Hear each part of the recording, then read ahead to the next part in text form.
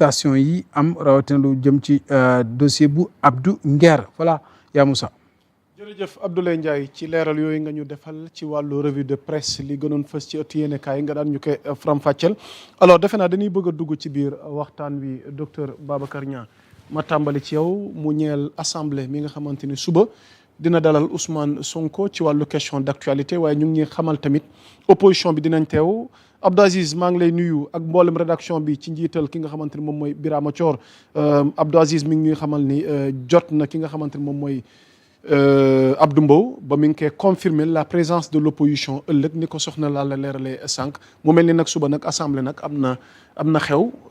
docteur yow tey lan moo see attente ak nag nga gisee dem googu Ousmane Sonko war a dem assemblée ak question d'actualité yi nga xamante ni nag moo war a faire face à ces questions nag war ci indi ay leeral.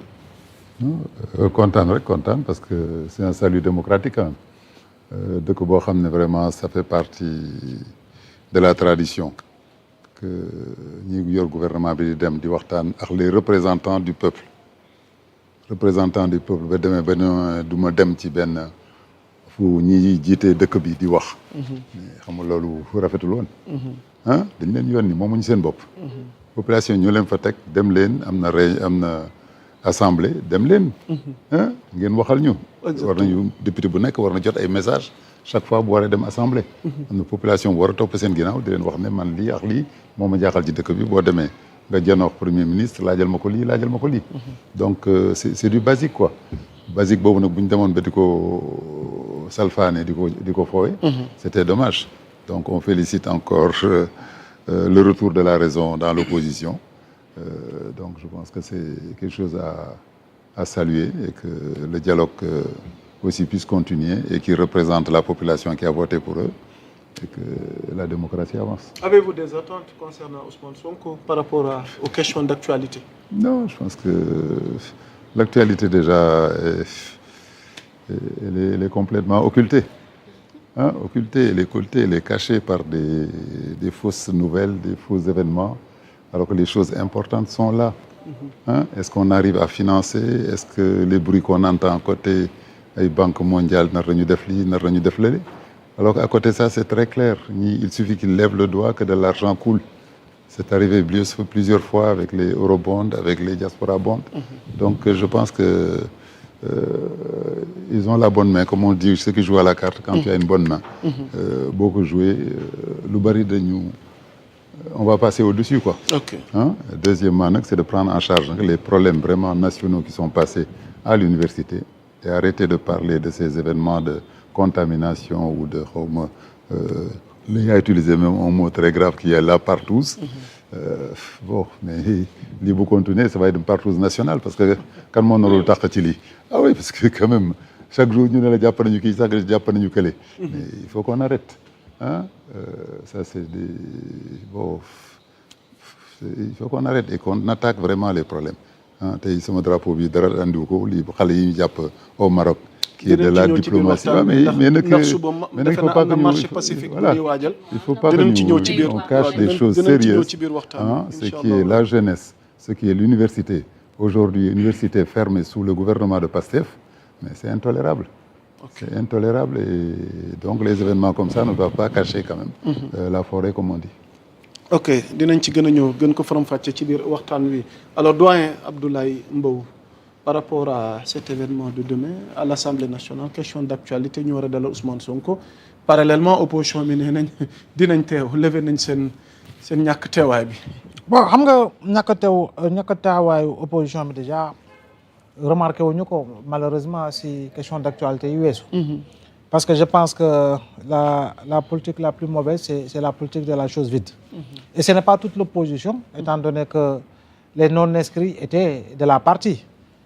ñoom Tafsir Thioye Pape Djibril Fall et consorts ils étaient tous de la partie. Donc loolu moo si am solo léegi l'opposition bi nga xam ne moom moo nekk groupe parlementaire Wattu Sénégal avec l'APR ak ñeneen ñi def naa ñoom boobu léegi ñoom ñooy boycotté et je pense qu'aujourd'hui avec les questions d'actualité brûlante laal li nga xam ne mooy la crise universitaire laal li nga xam ne mooy la modification de l'article 319 du code pénal soxal mbiru góor jigéen yi jàpp naa ni également c'est une question c'est une actualité brûlante et parce que ça concerne le Sénégal on voit des écrits de médias occidentaux yi nga xam ne en réalité ils sont culturellement en retard il faut le dire ainsi parce que pour man yenn position yi boo ko jël c'est parce que tu es culturellement en retard et parce que tamit maa ngi gis RFI def ay chasse aux homosexuels au Sénégal c'est des foutaises ñu baal ma ci kàddu bi parce que ñoom seen culture ak suñu culture ñoom seen aada ak suñu aada ñoom seen tradition ak suñu tradition ñoom seen ngëm-ngëm ak suñu ngëm-ngëm wute na donc ce sont des questions centrales yoo xam ne dafa war a am point de convergence si li nga xam moo di député yi parce que députés yi ce sont des représentants du peuple il faut quand même que sur des questions nationales que ñu am si déggoo am lu ñu àndandoo bokkandoo ko xam ne en réalité c'est pour protéger véritablement notre pays protéger nos citoyens parce que comme docteur l'a dit mënuñu nekk si dëkk boo xam ne ay góor ñoo fi nekk am feebaru sida di tëdd seen biir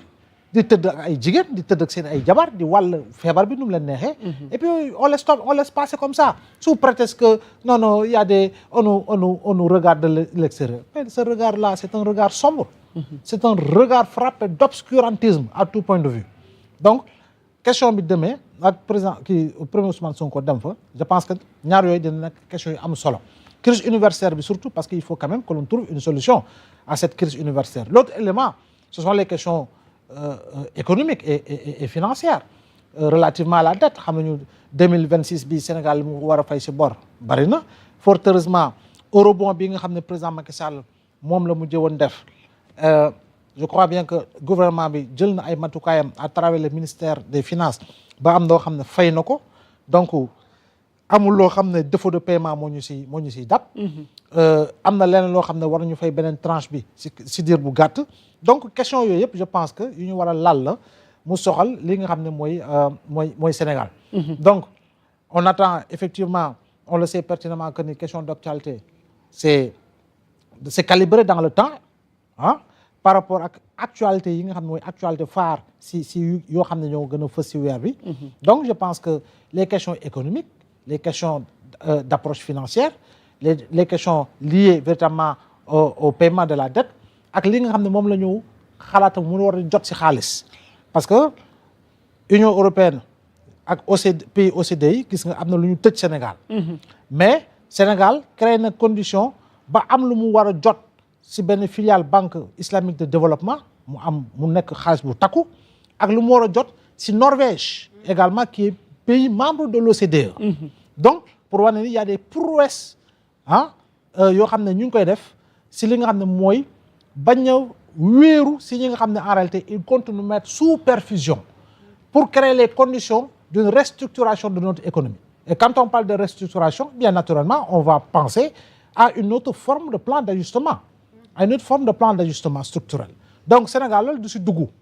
parce que en réalité amul lu tax ñu war a mën a dugg et puis amul lu war a mën a tax ñu calibrer ñu dugal ñu si yenn dëkk yi on voit des agences qui continuent de dégrader la note du Sénégal mais on le sait pertinemment depuis 2024 ressources essentielles yu ñuy am yëpp ce sont des ressources endogènes lu ñuy mobiliser si wàllu xaalis ce sont des ressources endogènes donc le ministère des finances mi ngi def liggéey bu am solo la direction générale du budget mi ngi def liggéey bu am solo des fonctionnaires qui ne dorment pas yaa ngi dégg di liggéey tout le temps pour véritablement créer les conditions d'un bon équilibre véritablement budgétaire et des orientations liées yaa ngi dégg au budget et au financement des différents projets et programmes mais tamit li nga xam ne mooy naka laay fayee chaque mois salaire u fonctionnaire bi naka laay fayee chaque mois bourse étudiant bi naka laay fayee chaque mois pension à la retraité yi te jàpp naa ne bu ñu duggoon si guuta yaa Moussa je pense que ni daañu généraliser l'indemnité des agents fonctionnaires et non fonctionnaires de l'État à 100 000 francs. Il y a des prouesses économiques qui ont été effectuées. Exactement. tey jii est-ce que di nga abandonné près de 319 milliards lu jëm si li nga xam mooy li nga wàññi si denrée yi ak di nga bàyyi une centaine de milliards li nga wàññi si carburant bi. mais loolu da nga ko dellu askan wi. kon je pense que il faut quand même que communication bi ñu gën kaa ñoŋal gën kaa fulal gën kaa wone mu gën a fës pour que en réalité sénégalais xam ni il y a des choses qui sont en train d'être faites et que réalisation yi dafa am ñaar yu am c'est-à-dire que on te pose defu fi dara oui en termes de réalisation ñu ne tabaxul terre tabaxul BRT tabaxul nangam mais qu'est-ce que ça va nous coûter. L'autre élément mooy li nga xam ne mooy projet pratiquement immatériel parce que doo lu ngay làmbat rek la mais lu ngay daj sa poche la. donc je pense confrontation boobu faw tamit ñu gën ko leeral gën ko di fësal si li nga xam ne moo soxal à chaque fois que de besoin par rapport autorités yi saa yi bu ñu leen laajee ñu war a addu sur des questions centrales parce que actuellement le débat il est économique le débat actuellement il est financier et surtout une bonne maîtrise et un bon assainissement des finances publiques pour que véritablement ñu war a yegg si ay jéego yoo xam ne jéego yu am solo la te jàpp naa ne question yooyu député yi war nañ ko laal premier ministre ak gouvernement tontu leen si pour que sénégalais yi gën si am ay éléments de réponse ndax aspect politique bi tamit du nekk au rendez-vous. non mënta ñàkk souvent yu ni mel dañ ko fay faral di assister. non mënta ñàkk parce que l'Assemblée nationale c'est le haut lieu du débat public et quand on parle de haut lieu du débat public fondamentalement et nécessairement et incontournablement il y aura toujours l'aspect politique le débat politique ne saurait ne pas manquer fii nga xam ne moo di biir Assemblée nationale parce que le député est l'acteur politique le gouvernement au-delà de seen casquette à titre institutionnel c'est politique également il y a des questions qui vont revenir et ce sont des questions qui auront un contenu un contenant et des orientations politiques loolu mënuñu ko wetti donc mënuloo wax ni rek dañuy waxtaan ni rek par rapport à une communication institutionnelle oui l'aspect politique sera prégnant ñu bëgg ñu bañ ce sera le cas et les députés majoritaires sont de Pastef ils feront face à la minorité parlementaire appartenant à différentes formations politiques et différents mouvements politiques donc dina nekk weccante boo xam ne xalaat ni ñu koy waxee tontonte lay doon sur le plan politique comme ni ñu ko gisee ci question yu mujjee par rapport aux députés de l'opposition yu jël kaddu am na ñu waxee premier ministre am na mu tontoo ay ministre am na ñu tontoo donc politiquement Assemblée nationale quel que puisse être le débat l'aspect politique du fa jógee donc dafay nekk parce que tamit Assemblée nationale moom lañ noonu lañ ko mooñaale et feneen foo dem dans toute Assemblée nationale le débat politique mi ngi fa boo demee Assemblée nationale France tey jii nii PS RN En Marche tout ça dalante la boo demee congrès démocrate républicain dalante la boo demee feneen ak feneen parti opposition parti pouvoir dalante la Assemblée nationale moom yëpp bindoo noonu kon boog l'aspect politique sera là et puis tout le monde le constatera. Ok, on va essayer d'avancer avec Pape Demba Thioune sa réaction par rapport ak Ousmane Sonko mi war a dem suba Assemblée nationale ak attentes yi ka fee xaar. bon xam nga déjà booy bu ñuy xool suñu constitution article 85 bi daf ko prévoir bu yàgg ci article 85 bi daf na les députés peuvent poser des questions au Premier ministre, aux membres du gouvernement sur des questions d'actualité, auxquelles ils sont tenus d'y répondre.